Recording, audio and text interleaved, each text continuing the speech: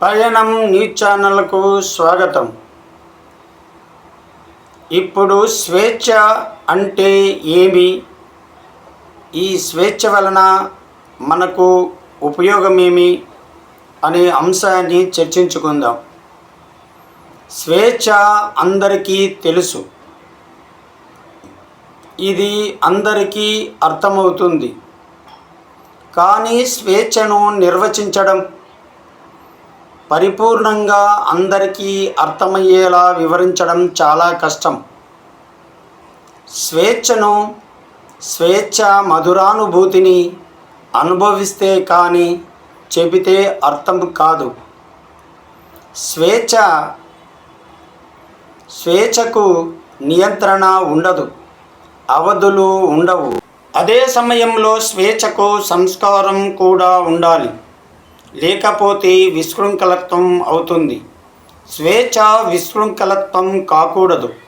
విచక్షణతో కూడిన సమానత్వంతో కూడిన స్వేచ్ఛ మనిషి పూర్తి వికాసాన్ని ఇస్తుంది.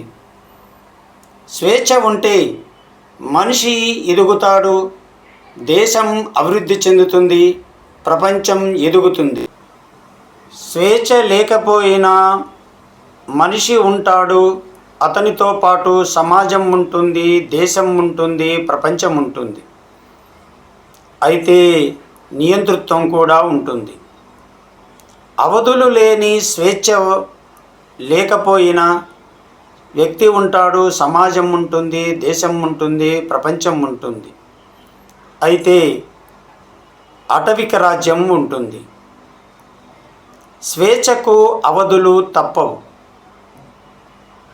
దీనివలన